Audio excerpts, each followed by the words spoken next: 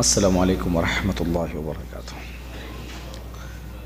إن الحمد لله نحمده ونستعينه ونستغفره ونعوذ بالله من شرور أنفسنا ومن سيئات أعمالنا من يهده الله فلا مضل له ومن يضلل فلا هادي له وأشهد أن لا إله إلا الله وحده لا شريك له وأشهد أن محمدا عبده ورسوله أما بعد. அன்புள்ள சகோதரர்களே சகோதரிகளே, இன்றைய இந்த மார்க்க வகுப்பிலே தன்னம்பிக்கை ஊட்டல், தன்னம்பிக்கையோடு வாழுதல் என்கின்ற ஒரு தலைப்பில் சில முக்கியமான செய்திகளை இந்த இடத்தில் எமக்கு மத்தியிலே ஞாபகப்படுத்திக் கொள்ளலாம் என்று நினைக்கின்றேன். அன்புள்ள சகோதரர்களே, எங்களுக்கு தெரியும், ஒரு மனிதன் எதை இழந்தாலும் அவனால் வாழ முடியும். உயிரை இழந்தால் அவனால் இந்த உலகத்தில் என்ன செய்ய முடியாது? வாழ முடியாது. அதே போன்று இந்த உலகத்திலே சொத்து, சுகம், குடும்பம், மனைவி, பிள்ளைகள், அந்தஸ்து என்று நாம் நினைக்கக்கூடிய சம்பாத்தியம் என்று எதுவாக இருந்தாலும், எதை இழந்தாலும் கூட அவனால் நிற்க முடியும், இந்த தன்னம்பிக்கையை இழந்தாலே தவிர. ஒருவன் இனி முடியாது என்று நினைத்து விட்டால், தன்னம்பிக்கையை ஒருவன் இழந்து விட்டான் என்று சொன்னால், அது அவனது வீழ்ச்சிக்கான முதல் அஸ்திவாரம். அதாவது தன் நம்பிக்கை இழந்து விட்டான் என்று சொன்னால், தனது மனதிலே இருக்கக்கூடிய நம்பிக்கையை, பிடிப்பை அவன் இழந்து விட்டால், அதோடு அவன் என்ன செய்வான்? அதுக்கு அடுத்ததாக அவனை சூழ எதுதான் இருந்தாலும் சரி, எவ்வளோ அழகான ஒரு அமைப்பு இருந்தாலும் சரி, ஒரு சூழல் இருந்தாலும், அவனது அந்த அதாவது வீழ்ச்சி என்பது நிச்சயமானது. எனவே தன்னம்பிக்கை என்கின்ற பகுதி சிகா பின் நஃப்ஸ், அரபில் சொல்வார்கள் சிகா பின் நஃப்ஸ் என்று சொல்லி, அதாவது தனது நிலைப்பாட்டிலே அவனுக்கு இருக்கக்கூடிய அந்த நம்பிக்கை என்பதுதான் ஒரு மனித வாழ்க்கையிலே மிகப்பெரிய ஒரு அத்திவாரமாக என்ன செய்யும்? அவனுக்கு அமையக்கூடிய ஒன்று. இந்த தன்னம்பிக்கையை பொறுத்த வரைக்கும் பல விஷயங்கள் நாங்கள் இதிலே பேச வேண்டியிருக்கிறது. அதில் ஒன்று, எப்பொழுதும் தன்னம்பிக்கை என்றது தனித்த ஒரு விஷயம் அல்ல. தன்னம்பிக்கை என்றது தனித்த ஒரு விஷயம் அல்ல, ஏதோ ஒன்றோடு சம்பந்தப்பட்டிருக்கும். தனது வாழ்க்கையோடு, தனது குடும்பத்தோடு, தனது பொருளாதாரத்தோடு, தனது சமூகத்தோடு, தனது மார்க்க ரீதியான நிலைப்பாடுகளோடு, தனது கொள்கைகளோடு, இதெல்லாம் என்ன செய்யும்? சம்பந்தப்பட்டிருக்கும். தனது தொழிலோடு, தனது அதாவது தீர்மானங்களோடு எல்லாம் இந்த தன்னம்பிக்கை சம்பந்தப்பட்டிருக்கும். எனவே தன்னம்பிக்கை என்பது ஒரு மனிதனுடைய வாழ்க்கையிலே மிக முக்கியமான ஒரு பகுதியாக இருந்தாலும், எதன் காரணமாக அவனுக்கு தன்னம்பிக்கை வருகிறது என்ற ஒரு மிக முக்கியமான ஒரு கேள்வி இருக்கிறது. எப்படி? எதன் காரணமாக ஒரு மனிதனுடைய உள்ளத்திலே அந்த தன்னம்பிக்கை ஏற்படுகிறது என்பது ஒரு முக்கியமான கேள்வி இருக்கிறது. அது என்ன அப்படி என்று சொன்னால், தன்னம்பிக்கையோடு ஒரு விஷயத்தை முன்னெடுத்து செல்வதற்கு அந்த எடுத்து செல்லப்படுகின்ற விஷயம் சரியாக இருந்தால் மட்டும்தான் அந்த தன்னம்பிக்கைக்கே பிரயோசனம் இருக்கும். அந்த அதாவது உறுதியான, ஆங்கிலத்தில் சொல்வார்கள் செல்ஃப் கான்ஃபிடென்ஸ் சொல்வார்கள்.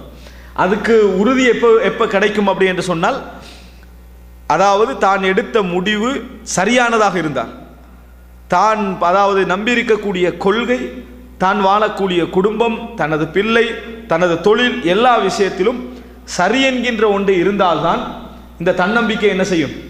அவனை கொண்டு போய் உச்சகட்டமான இடத்திலே கொண்டு போய் அவனை வெற்றி பெற செய்யும். ஆனால் ஒருவர் தன்னம்பிக்கை இல்லாமல் இருக்கிறார், ஆனால் சரியான விஷயங்களை கையிலே வைத்திருக்கிறார், அதுவும் முடிவு என்ன? தோல்வி. ஒருவர் தன்னம்பிக்கையோடு இருக்கிறார், பிழையான விஷயங்களை என்ன செய்கிறார்? கையிலே வைத்திருக்கிறார், முடிவு என்ன? தோல்வி.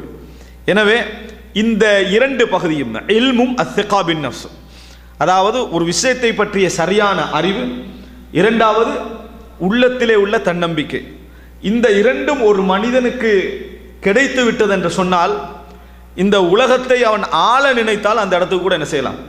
அவனுக்கு போகலாம். அந்த அளவுக்கு அவன்கிட்ட தன்னம்பிக்கை இருந்தால்.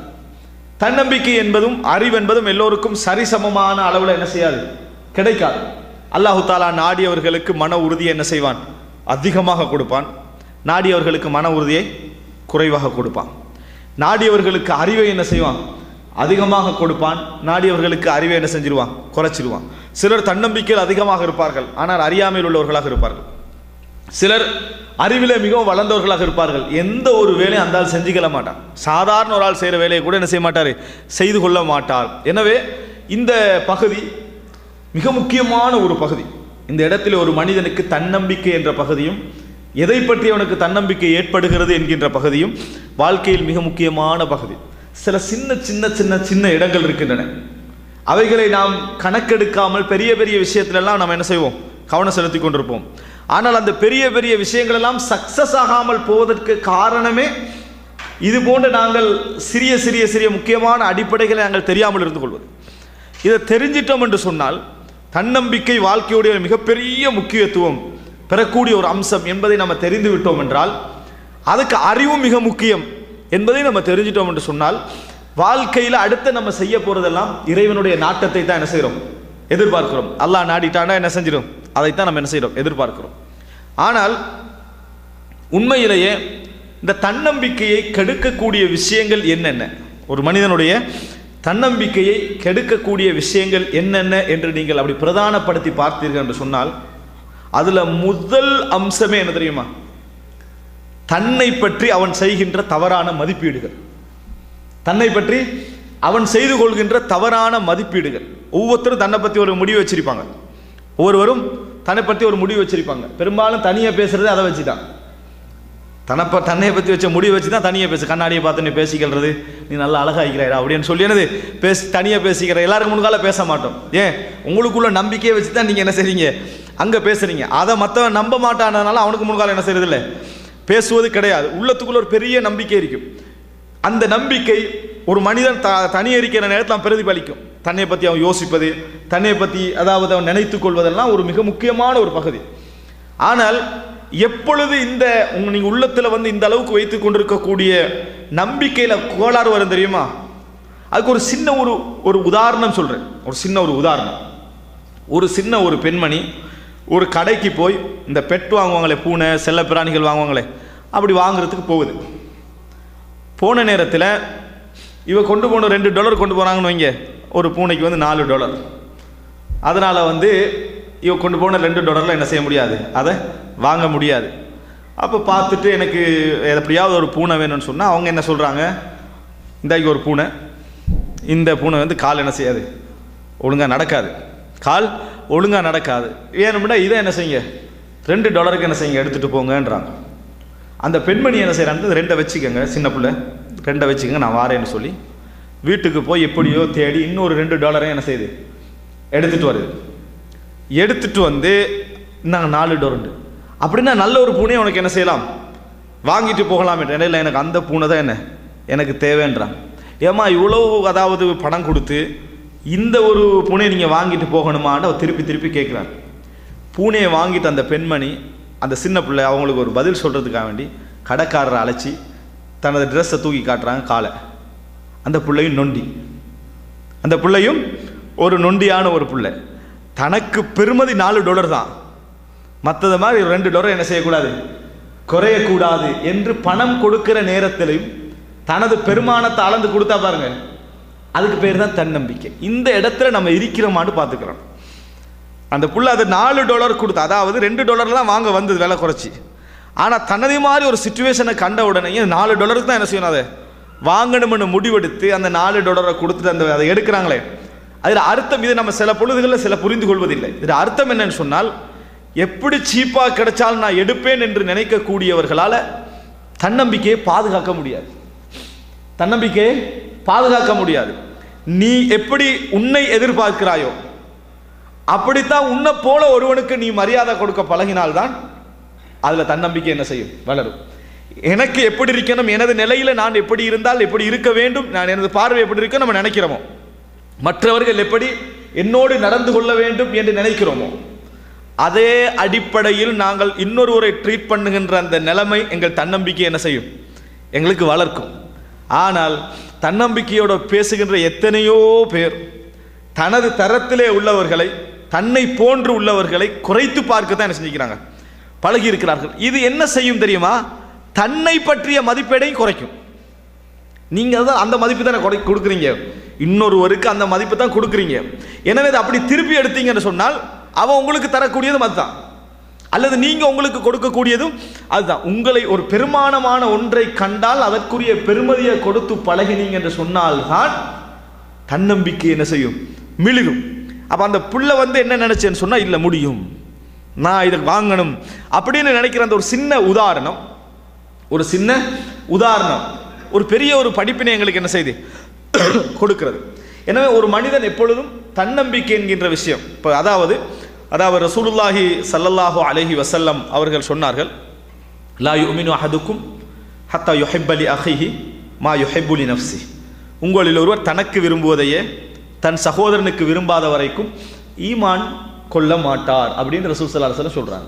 அப்போ ஈமான் என்ற பகுதி உனக்கு எப்போ ஏற்படும் அப்படி என்று சொன்னால், நீ உனக்கு என்ன நடக்கணுமோ, நீ என்னையெல்லாம் எதிர்பார்க்கிறாயோ அதுபோல தன் சகோதரனுக்கும் விரும்பினால்தான் ஈமானே உனக்கு என்ன செய்து, நம்பிக்கையே உனக்கு பூரணமாகுது என்று ரசூலுல்லாஹ் சொல்றாங்க. அப்போ இறைவனை பற்றிய நம்பிக்கை பூரணமாவது, இறைவனை பற்றிய நம்பிக்கை தெளிவாவது எதில் இருக்குது? தனக்குரிய மரியாதை தன் சகோதரனுக்கு என்ன செய்வது, கொடுப்பது, தனக்குரிய மரியாதை தன் சகோதரனுக்கு கொடுப்பது. அப்போ இந்த திகா பின் நஃப்ஸ், உள்ளத்துடைய அந்த கான்ஃபிடன்ஸை, அந்த நம்பிக்கையை உடைக்கக்கூடிய முதல் முக்கியமான ஒரு பகுதியாக நீங்கள் எதை புரிந்து கொள்ள வேண்டும்? நாங்கள் எங்களுக்கு செய்கின்ற அதே மதிப்பீட்டை மற்றவங்களுக்கு கொடுக்கணும். எங்களோட பிள்ளைகளுக்கு கொடுக்கின்ற அதே மதிப்பீட்டை மற்றவருடைய பிள்ளைகளுக்கு என்ன செய்யணும், கொடுக்க வேண்டும். எம் சமூகத்துக்கு கொடுக்கின்ற அதே மதிப்பீட்டை அடுத்த சமூகத்துக்கு என்ன செய்யணும், கொடுக்கணும். இப்படி நம்ம கொடுக்க பழகினோம் என்று சொன்னால் நம்மளை என்ன செய்யும், அது ஒரு மிகப்பெரிய உள நம்பிக்கையோடு எங்களை வைத்திருக்கும். இது ஒரு பகுதி. இரண்டாவது, தன்னம்பிக்கையுடைய மிக முக்கியமான செய்தி என்னன்னு சொன்னால், நான் ஏற்கனவே சொன்னேன் உங்களுக்கு, அறிவு என்கின்ற ஒரு பகுதி. இந்த அறிவுக்கு தன்னம்பிக்கைக்கு ஒரு சம்பந்தம், மிக முக்கிய சம்பந்தம் இருக்கிறது. அறியாமை என்ன செய்யும் அப்படி என்று சொன்னால் எங்களது தன்னம்பிக்கை குறைக்கும்.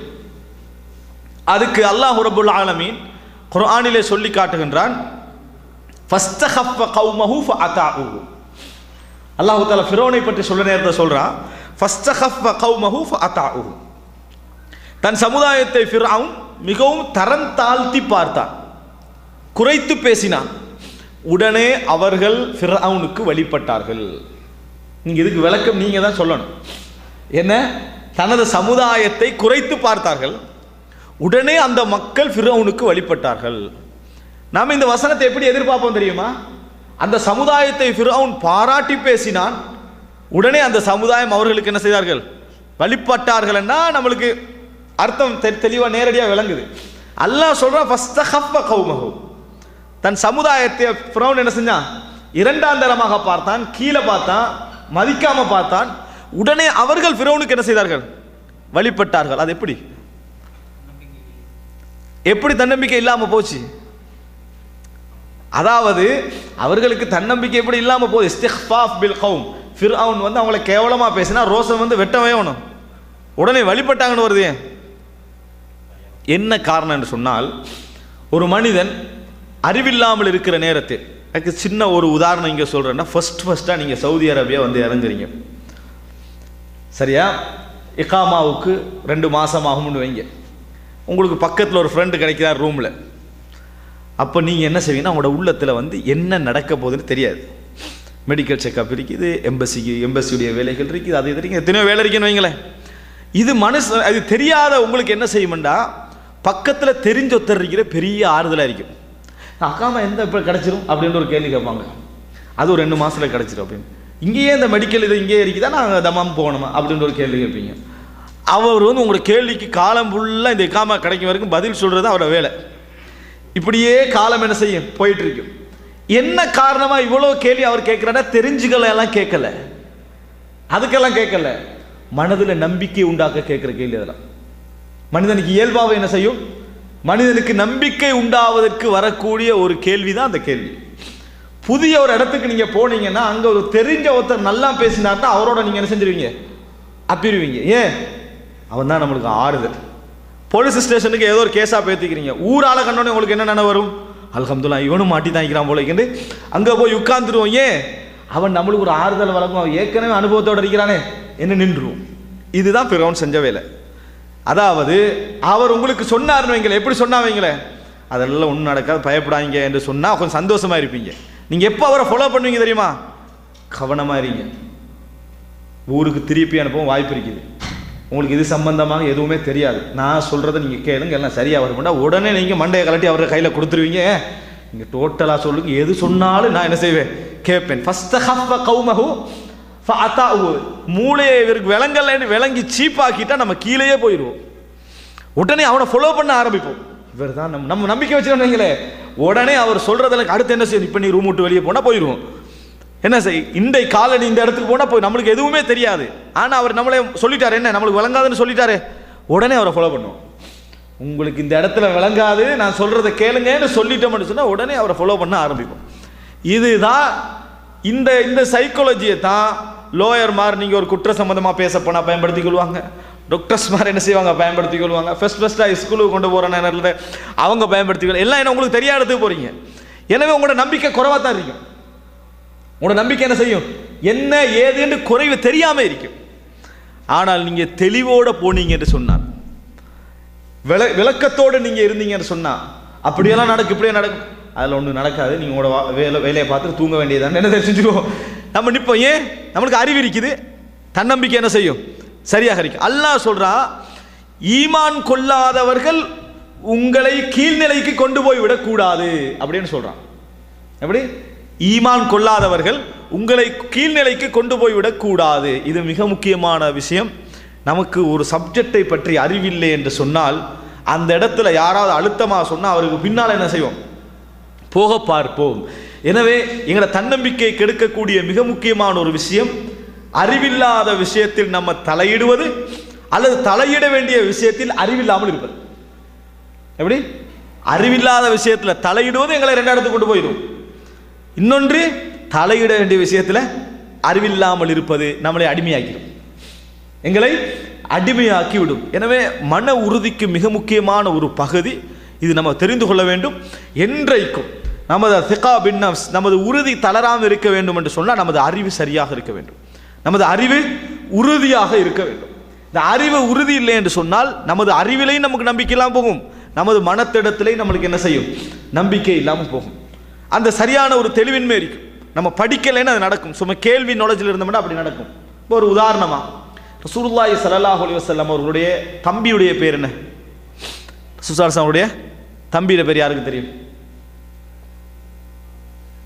நம்ம வரலாறு படிச்சுக்கிற ரசூலுல்லாஹி ஸல்லல்லாஹு அலைஹி வஸல்லம் வரலாறு படித்திருக்கிறோம். தம்பியுடைய பேர் யாருக்கு தெரியும்? தெரியாது? இல்லை, சொந்த தம்பியுடைய. ஏன் நம்மளால் சொல்ல முடியலன்னு தெரியுமா? தம்பி இல்லையே அப்படின்னு நம்மளுக்கு விளங்குது. ஆனால் முன்னால் இவருக்கு ஒருவேளை தம்பி, இவர் சொல்கிறனால இவர்கிட்ட தம்பி என்ற ஒரு செய்தி ஒன்று இருக்கலாமோ அப்படின்ற ஒரு சந்தேகம். இரண்டாவது, நம்ம அது சம்மந்தமாக ஒழுங்காக தெளிவாக படிக்கலையே, முடிவா சும்மா அப்படி போயிட்டு இருந்தது தானே. ரசூல் ஸல்லல்லாஹு அலைஹி வஸல்லம் தம்பி இல்லை, இப்படித்தான் இருந்தார்கள், இப்படித்தான் இருந்தால் ஒரு அறிவு எடுக்கலை, அதனால் உங்களுக்கு பதில் சொல்ல முடியலை. கொஞ்சம் ஒரு சவுண்டு வந்துச்சு தான் இல்லைன்னு, ஆனால் வரல, அவரால் முழுசாக வர முடியலை. ஏன்? நம்மளால் முடிந்த முடிவில் நம்ம இல்லை. அப்போ நம்ம எப்பயும் அறிவில் கூட நம்பிக்கை இல்லாமல் இருப்போம், அறிவில் கூட நம்ம நம்பிக்கை இல்லாமல் இருப்போம். இந்த விஷயத்தில் ஏன் அறிவில் நம்பிக்கை இல்லாமல் இருப்போம்? நம்ம அப்போ தெரியாது, அந்த அறியாமல் இருக்கிறோம். அதில் அறிவோடு இருந்தோம் என்று சொன்னால் நம்பிக்கையாக பதில் சொல்லுவோம். அறிவில்லாத நேரத்தில் இவ்வளோதான். எனவே மிக முக்கியமான ஒரு பகுதி, நாம் எப்பொழுதும் தலையிட வேண்டிய விஷயத்தில் தலையிட வேண்டும், தலையிட வேண்டிய விஷயத்தில் அறிவோடு என்ன செய்ய வேண்டும், இருந்து கொள்ள வேண்டும். இல்லை என்றால் எங்களோட நம்பிக்கை என்ன செஞ்சிடும், குலைந்து போய் கொண்டிருக்கும். சில பொழுதுகளில் தன்னம்பிக்கை குலைவது என்பது தனக்கு பாதிப்பாக இருக்கும். சில நேரங்களில் தன் குடும்பம், தன் சமூகம், தனது பிள்ளைகள் எல்லாரும் என்ன செய்யாது, பாதிக்கக்கூடிய ஒரு நிலைமை என்ன செய்யும், கொண்டு வரும். இது மிக முக்கியமான பகுதி இந்த தன்னம்பிக்கை என்றதில். அடுத்ததாக இன்னொரு மிக முக்கியமான விஷயம், தன்னம்பிக்கை என்பதை பொறுத்த வரைக்கும் மனிதன் குறையக்கூடிய ஒரு மிக முக்கியமான விஷயம்.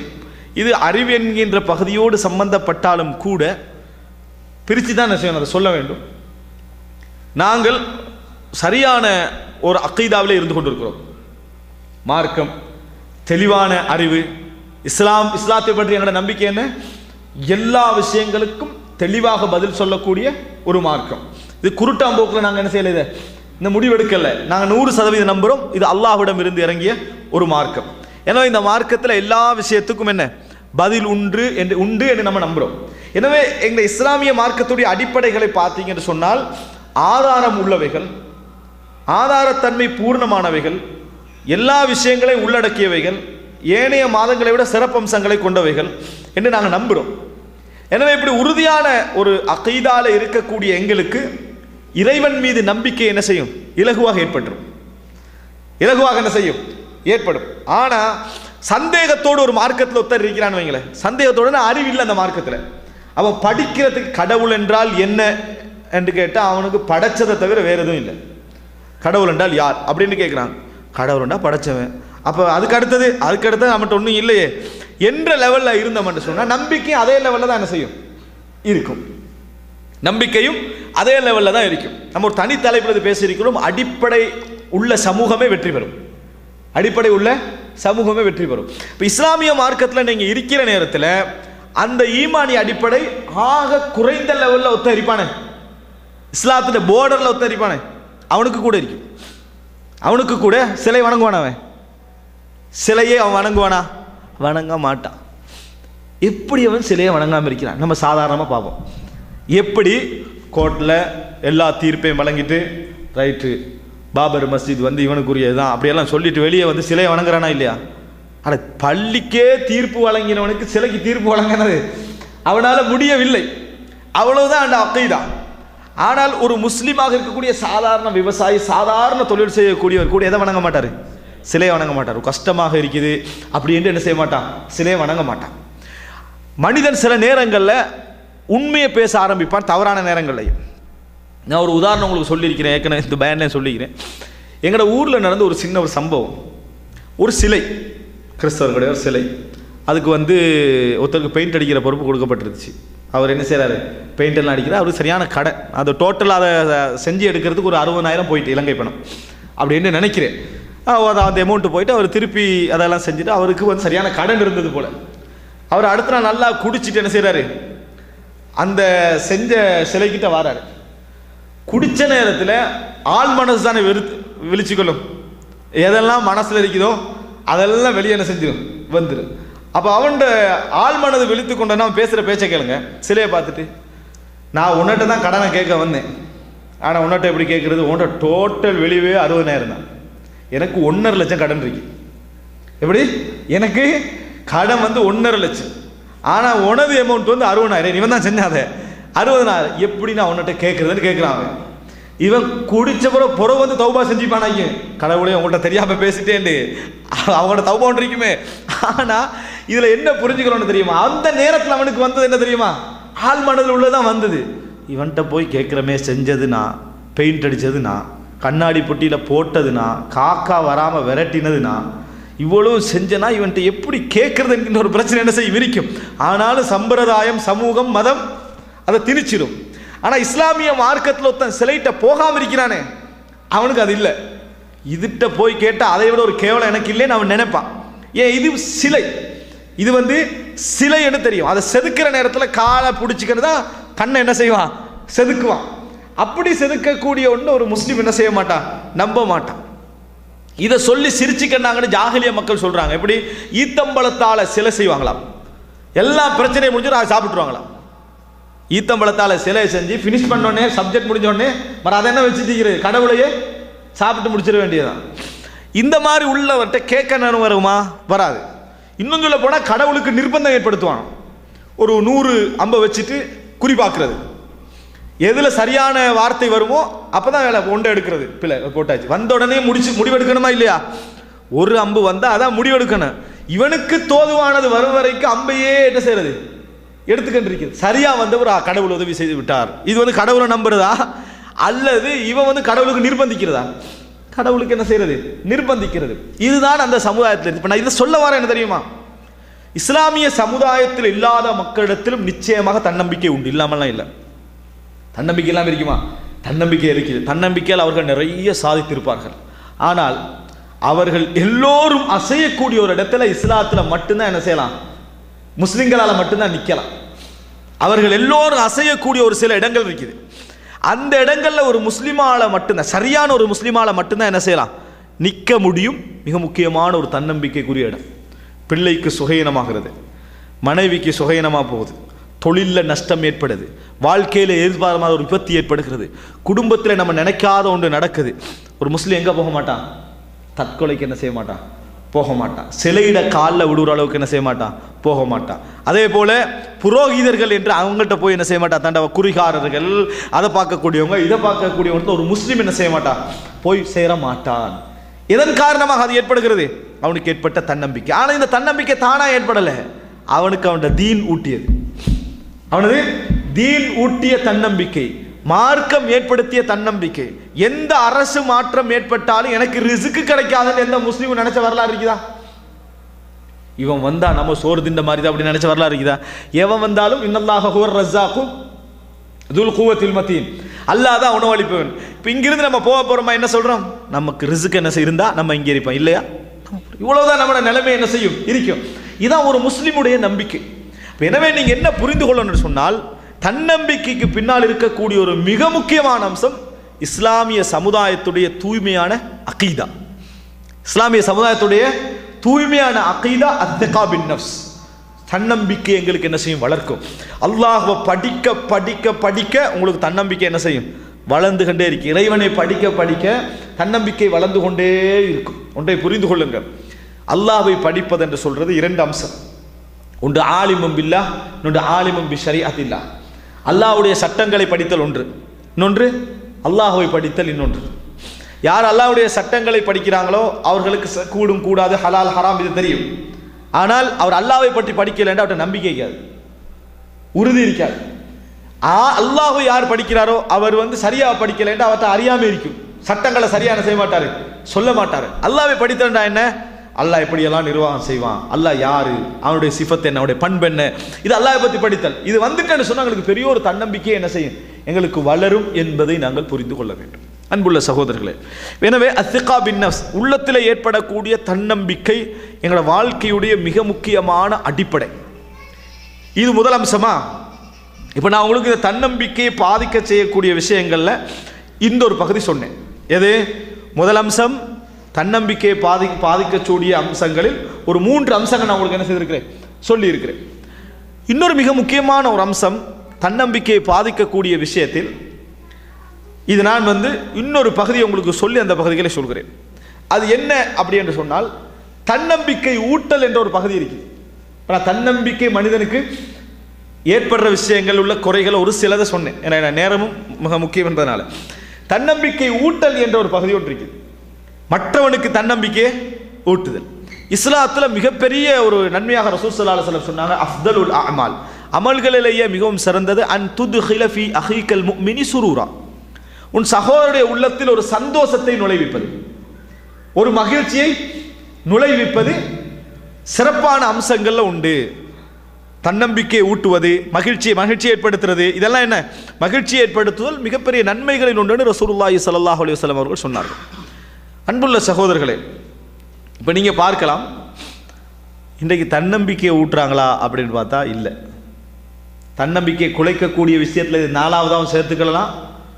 மற்ற சகோதரர்களுக்கு நாங்கள் தன்னம்பிக்கையை ஊற்றுற விஷயத்தில் குறைபாடு உள்ளவர்களாக 1வதாக என்ன செய்யலாம்? சேர்த்துக்கலாம். என்ன அப்படி என்று சொன்னால், அச்சமுறுத்துறது, பேம்புத்துறன்னு சொல்லுவோமே, அதுவும் ஓவராக ஆர்வம் ஊட்டுற வேலையை தான் நம்ம பார்க்குறோம்.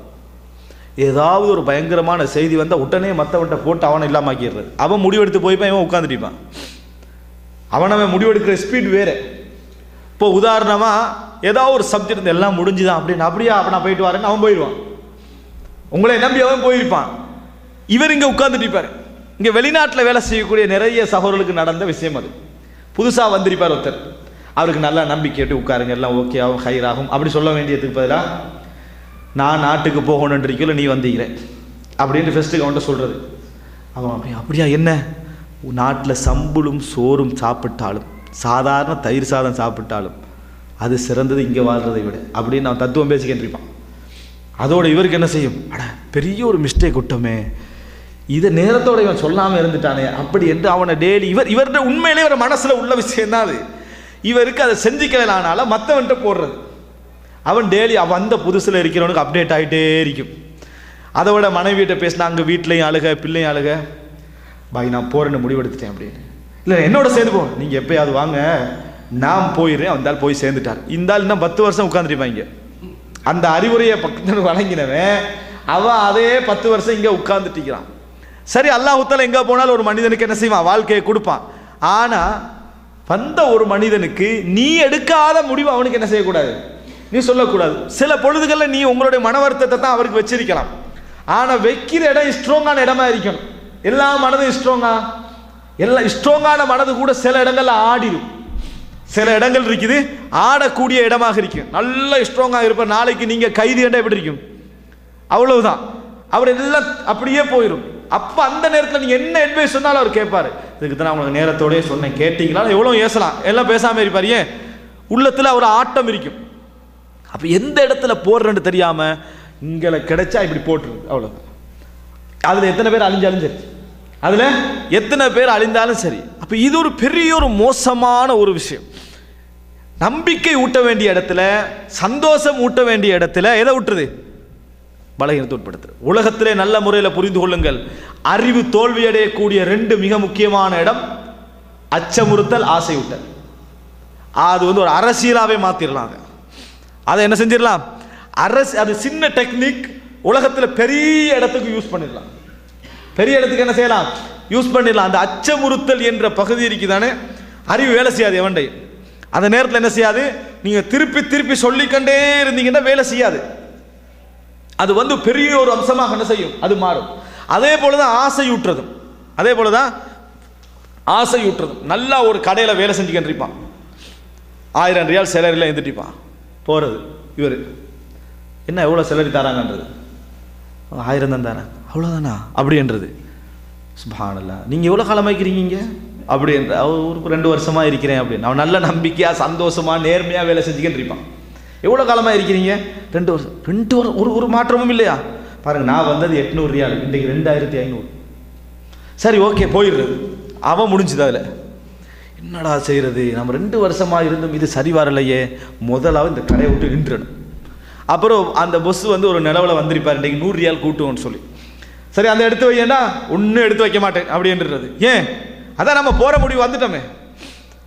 என்னடா இவன் இப்படி பேசுகிறான்னா, யார் பொம்ஸ் போட்டுட்டு போனது? எப்படி போட்டாச்சு, அவன்கிட்ட லைஃப் சரி, வெளியே போயிடுவான், வேலை இல்லை, அவர் மறுபடியும் வருவார். என்ன விலகிட்டீங்களா? நீங்கள் ஏன் விலகுற முடிவு எடுத்தீங்க?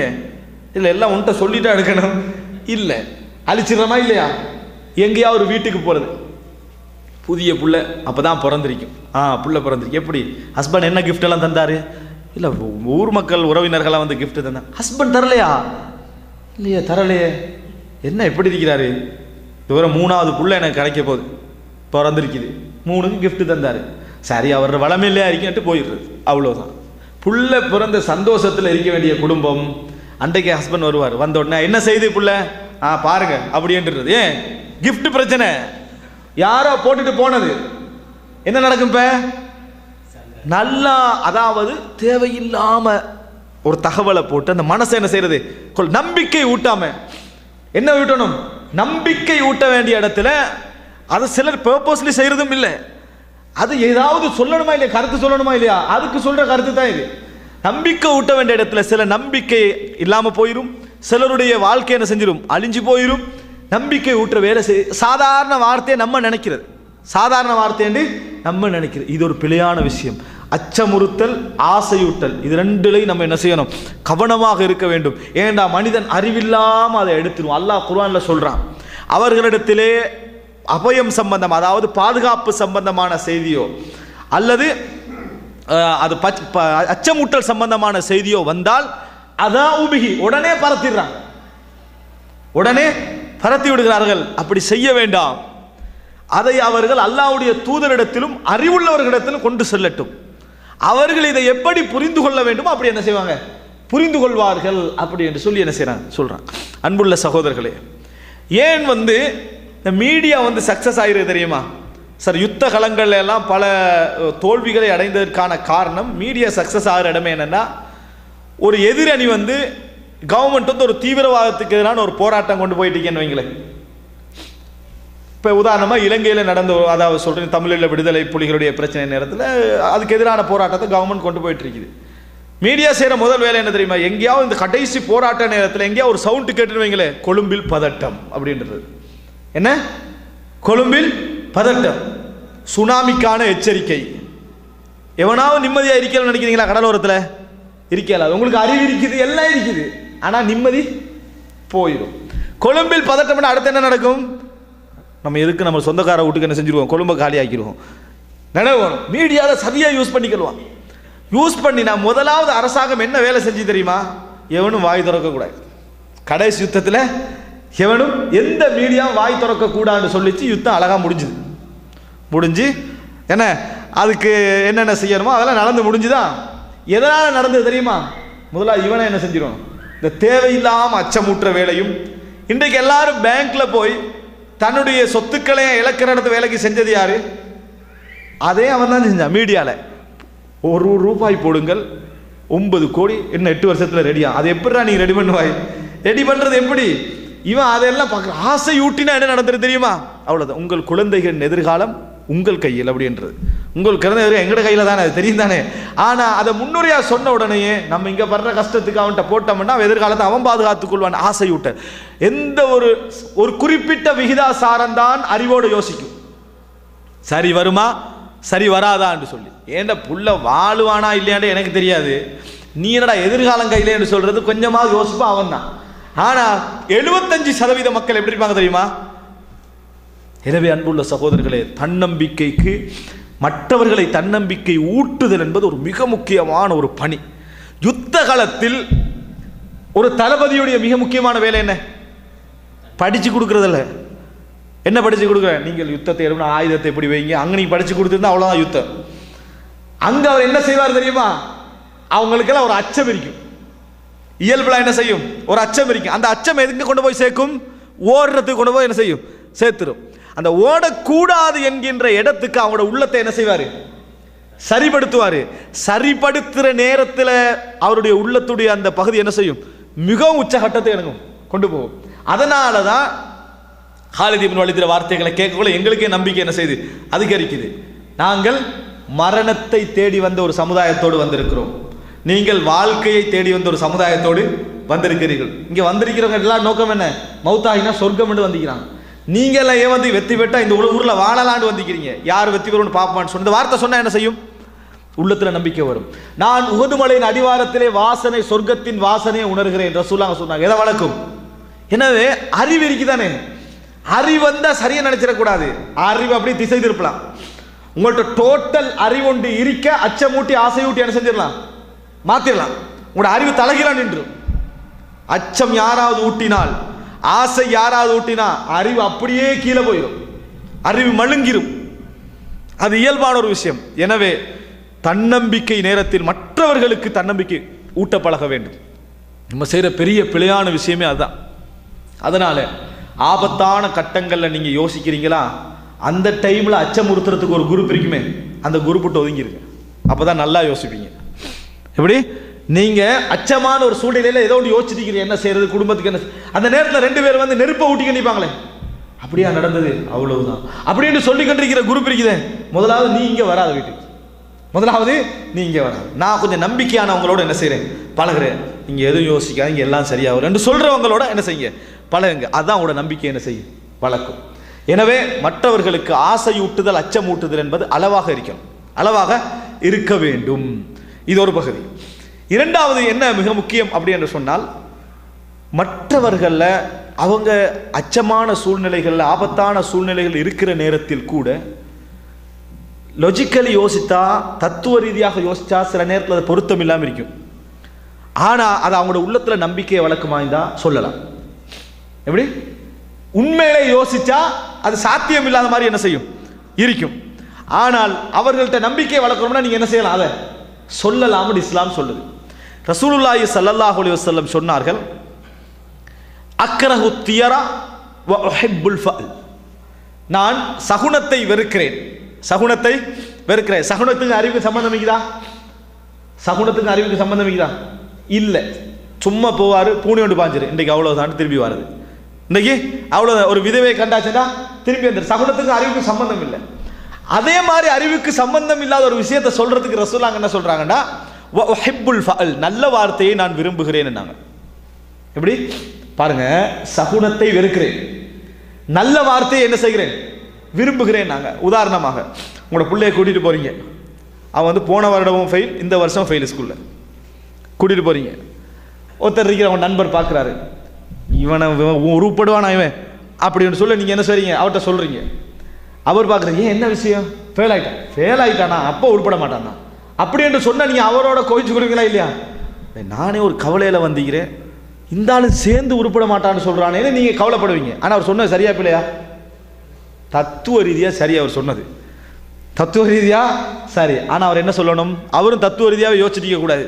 இவன்கிட்ட இப்படி சொல்லலாமா இருக்க, இவன் ஃபெயில் ஆகினா நாசமாக தானே போவான், திருப்பி என்ன இப்படி யோசிச்சிருக்க கூடாது. ஒன்று யோசிக்காங்க, நல்லா வருவான். ஒன்று யோசிக்காங்க, நல்லா வருவான். எத்தனை பேர் நல்லா வந்திக்கிறாங்க அப்படின்னு ஒரு நம்பிக்கை விட்டணும். அவர் திருப்பி கேட்டக்கூடாது, நீங்கள் சொன்னது லாஜிக்கலி இடிக்குதேன்னு சொல்லக்கூடாது. அப்படின்னா அவன் வாழ மாட்டான். யாரு? அவன் வாழ மாட்டான்.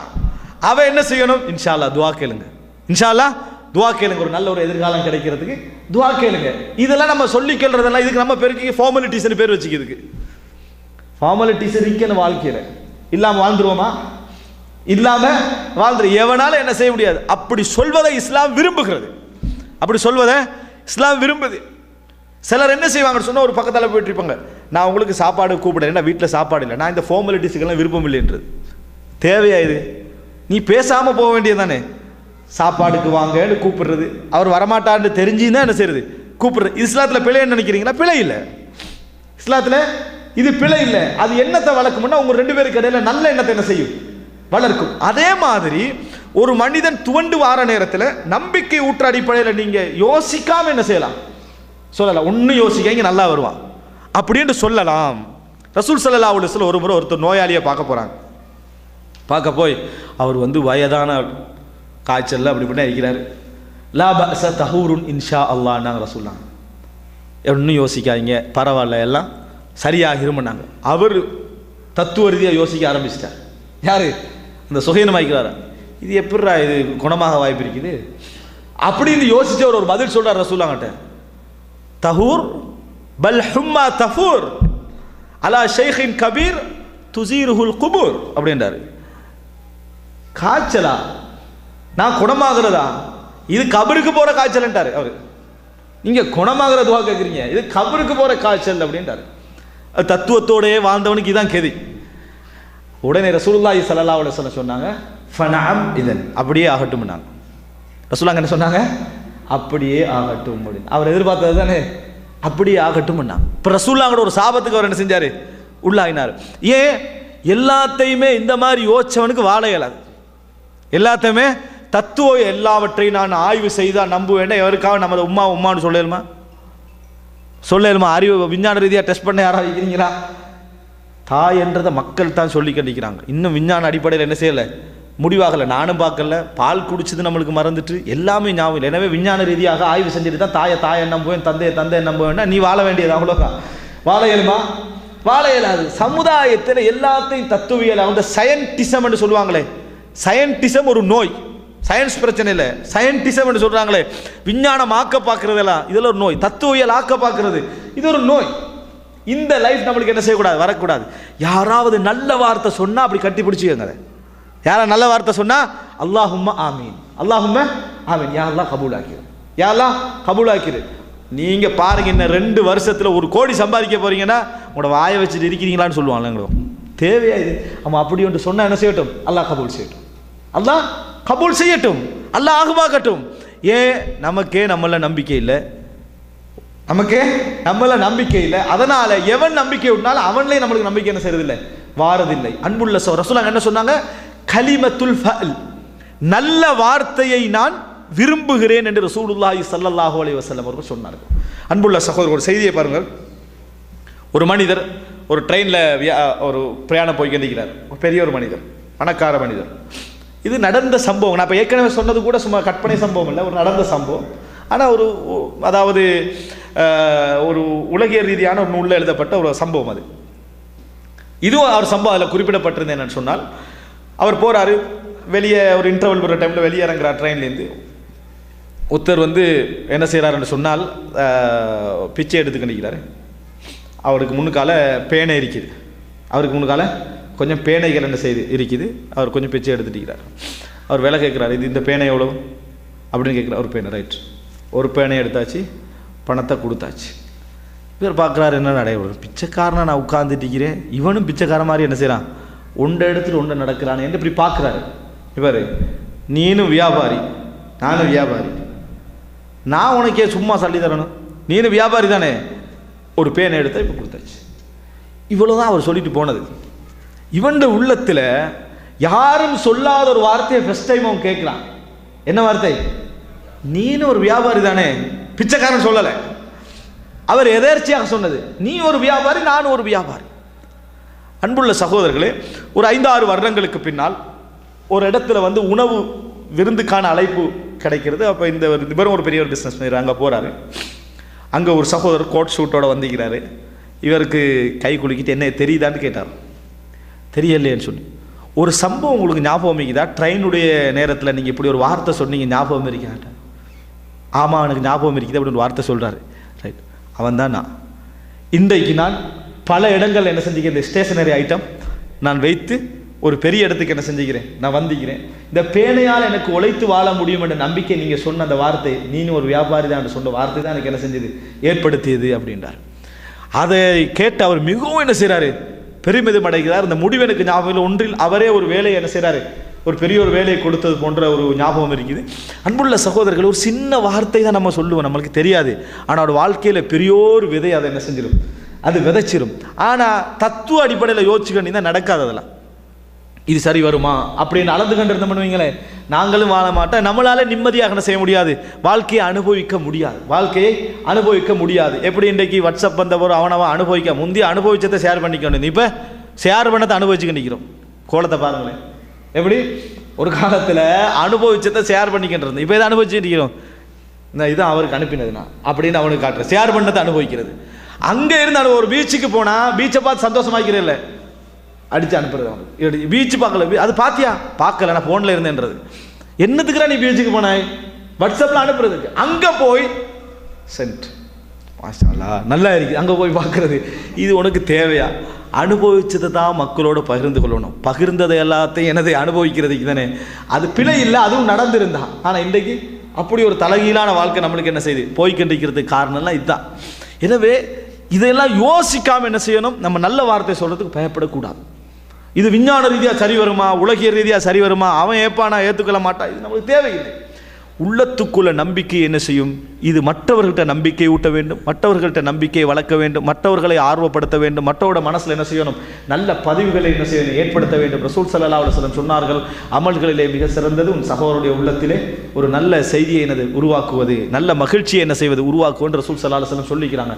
அதே போல் கலிமத்துல் ஃபஅல், நல்ல வார்த்தைகள் என்ன செய்யும், ரசூல் ஸல்லல்லாஹு அலைஹி வஸல்லம் அவர்கள் விரும்பினார்கள் என்ற செய்தியெல்லாம் நம்ம என்ன செய்கிறோம், பார்க்கிறோம். எனவே அன்புள்ள சகோதரர்களே, ரசூலுல்லாஹி ஸல்லல்லாஹு அலைஹி வஸல்லம் வாழ்க்கையில் நீங்கள் பார்த்தீங்கன்னா ரசூல் ஸல்லல்லாஹு அலைஹி வஸல்லம் தத்துவத்தை ஒதுக்கி வச்சுட்டு நிறைய சந்தோஷப்பட்டுக்கிறாங்க. எப்படி தத்துவத்தை ஒதுக்கி வச்சுட்டு ரசூல் ஸல்லல்லாஹு அலைஹி வஸல்லம் மிச்சம் சந்தோஷப்பட்டுக்கிறாங்க. உதாரணத்துக்கு ஒன்ற செய்தியை சொல்லி முடித்துக் கொடுக்குறேன்.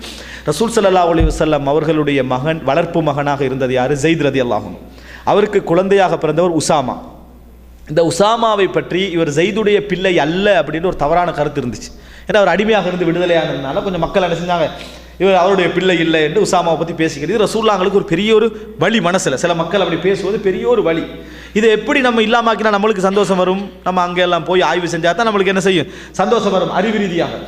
ஒரு முறை ரசூல் ஸல்லல்லாஹு அலைஹி வஸல்லம் வீட்டில் இருந்துட்டிருக்கிறாங்க, அதாவது பள்ளியில் இருந்துட்டிருக்கிறாங்க. ஸைத் ரலியல்லாஹு அன்ஹு உசாமா ரலியல்லாஹு அன்ஹு ஒரு துணியால் போத்திக்கிட்டு தூங்கிக்கிட்டு இருக்கிறாங்க.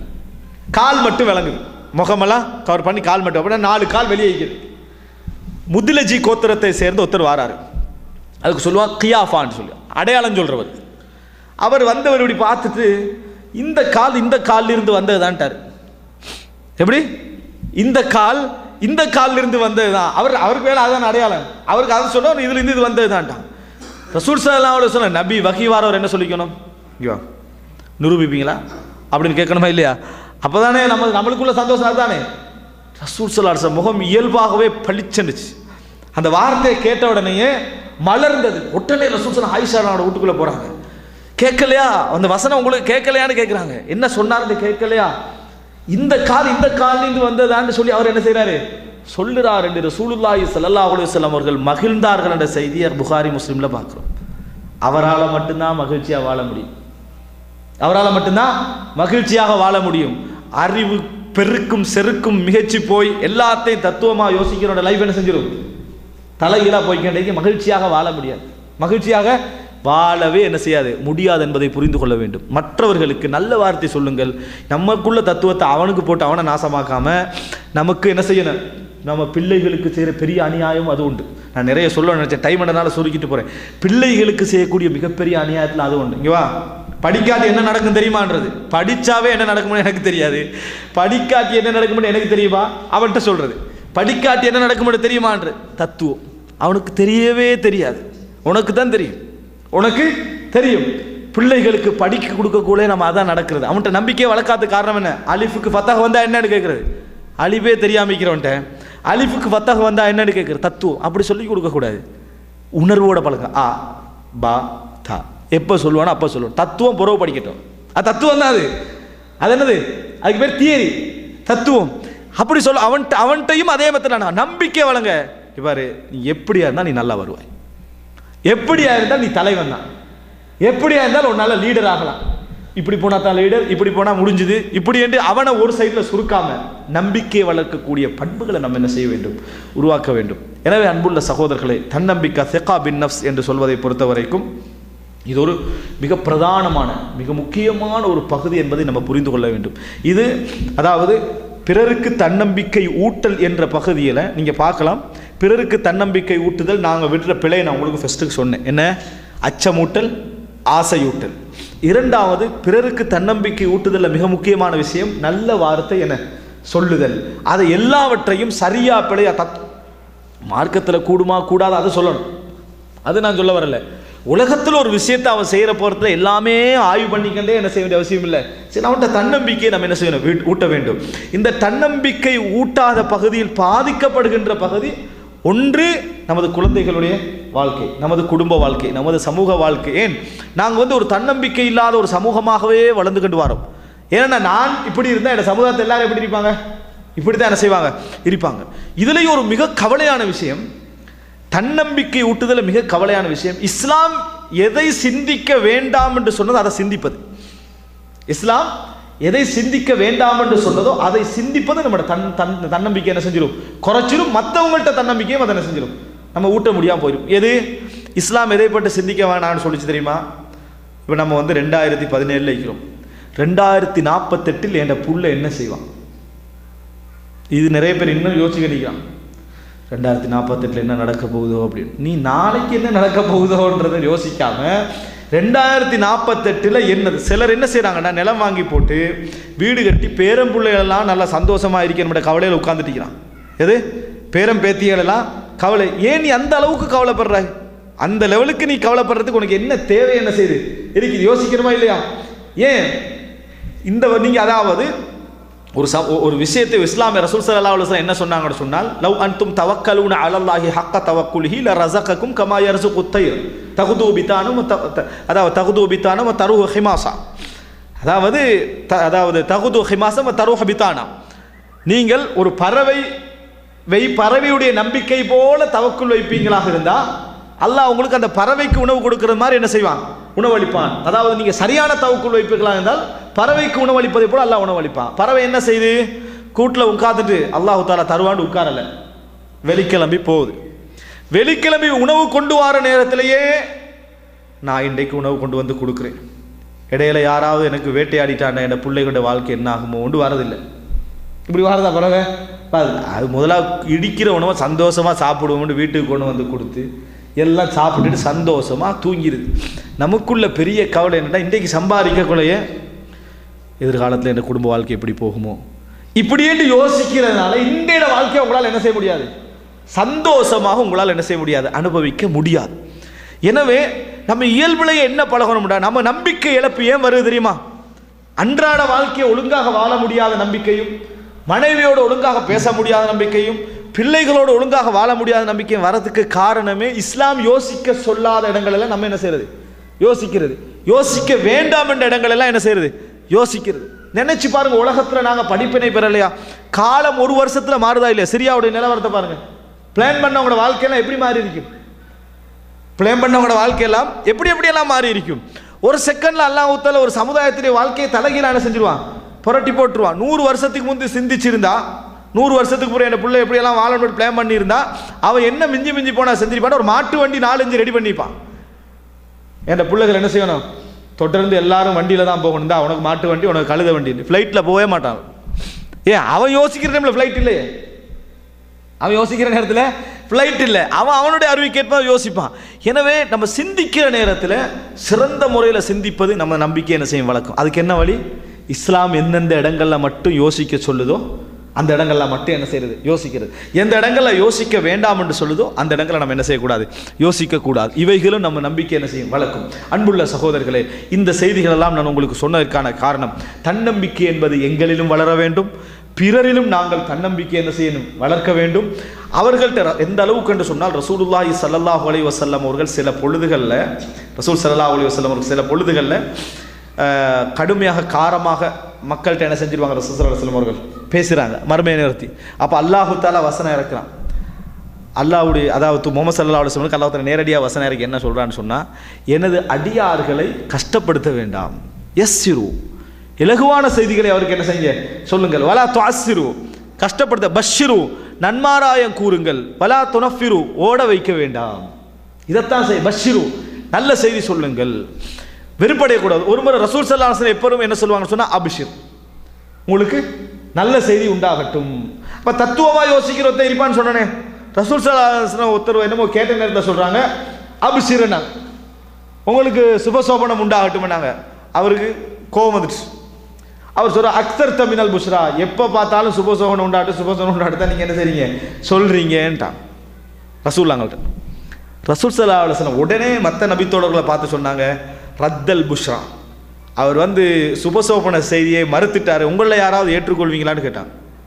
இங்கே திருப்பி ரசூல் ஸல்லல்லாஹு அலைஹி வஸல்லம் செய்தார்கள், கேட்டார்கள். இந்த செய்தியை நம்ம என்ன செய்கிறோம் பார்க்கிறோம். உங்களை பாருங்க, ரசூல் ஸல்லல்லாஹு, அதாவது ஒரு மனிதன் நல்ல செய்திகள் வரக்குள்ள ஏற்றுக்கொள்ள வேண்டும், மற்றவர்களுக்கு நல்ல செய்தி என்ன செய்யணும் சொல்ல வேண்டும். நல்ல பழக்கம் அது. ஒரு செய்தி வராரா, இன்ஷா அல்லாஹ், அல்லாஹ் கூட குர்ஆன்ல உங்களுக்கு கொடுக்க முடியாத நேரத்தில் என்ன செய்ய சொல்றான், தடுமாறவானான்னு சொல்றான். நம்ம கொடுக்க முடியாட்டி நம்ம செய்யற வேலை என்ன தெரியுமா, ஓடிடுறது, சங்கடம், ஓடிடுறது, எங்கேயா ஒளிஞ்சிக்கிறது, யாரா இது மட்டும் இருக்கக்கூடாது. ரசூலுல்லாஹ் என்ன சொல்றாங்க, அல்லாஹ் தஆலா சொல்றான், நீங்க அவருக்கு ஏதாவது ஒன்று கொடுப்பதற்கான வாய்ப்பு இருக்குது அப்படி என்று சொன்னால், அவர்களுக்கு ஏதாவது ஒன்று கொடுப்பதற்கு பிறகு கிடைக்கலாம் என்ற எண்ணத்தோடு நீங்கள் உங்கள் உள்ளத்தில் இருந்து என்று சொன்னால் என்ன செய்யுங்க, நல்ல வார்த்தை சொல்லுங்கள். உங்களுக்கு கிடைத்தால் உங்களுக்கு நான் என்ன செய்கிறேன், நிச்சயமாக தருவேன், உங்களுக்கு தான் ஃபர்ஸ்ட் ப்ரையாரிட்டி என்ன செய்வேன் வைத்துக்கொள். இப்படி நல்ல வார்த்தை என்ன செய்யுங்க சொல்லுங்க. அந்த நிமிடம் அவருக்கு அது கோபமாக இருந்தாலும் உள்ளத்தில் என்ன செய்வார், அந்த பேச்சை என்ன செய்வார், மதிப்பார். எனவே அன்புள்ள சகோதரர்களே, அல்லாஹு ரப்புல் ஆலமீன் நம்பிக்கையோடும், எங்களோட உள்ளத்தில் நம்பிக்கையோடும், மற்றவர்களுக்கு நம்பிக்கை ஊட்டியவர்களாகவும் எங்கள் வாழ்க்கை வாழ்வதற்கு அல்லாஹு தஆலா துணை புரிய வேண்டும். அதே நேரம் மிக முக்கியமான ஒரு பகுதி, உங்களது வாழ்க்கையை பார்த்து, உங்கள் தன்னம்பிக்கையான வாழ்க்கையை பார்த்து ஆச்சரியப்படக்கூடிய நிறைய மக்கள் இருப்பார்கள். எப்படி தன்னம்பிக்கையான வாழ்க்கையை பார்த்து, எப்படிடா அவர் வாழ்றாரு, எப்படி ஒரு வாழ்க்கையை கொண்டு போறாரு, எப்படி நம்பிக்கையாக இருக்கிறாரு என்பது மற்றவர்களுக்கு என்ன செய்யும், ஒரு ஆச்சரியமாக இருந்து கொண்டிருக்கும். அந்த ஆச்சரியத்தை உங்களோட அவநம்பிக்கையில் போய் என்ன செஞ்சிடக்கூடாது, குலைச்சிடக்கூடாது. அவர்களும் உங்களை பார்த்து படிப்பினை பெற்று ஒரு தன்னம்பிக்கையான வாழ்க்கையை என்ன செய்யணும், கட்டிக்கொள்ள வேண்டும், எழுப்பிக்கொள்ள வேண்டும் என்கின்ற நிலையை நாம் என்ன செய்ய வேண்டும், உருவாக்க வேண்டும். அல்லாஹ் ரப்பல் ஆலமீன் நல்லதொரு வாழ்க்கையை, நம்பிக்கையான வாழ்க்கையை எமக்கும் எம் அனைவருக்கும் தந்தருள் பாலிப்பானாக. ஹாதா மா இந்தி வல் இல்மு இந்தல்லாஹ் வ அகூலு கௌலி ஹாதா வ அஸ்தக்ஃபிருல்லாஹ லி வ லக்கும்.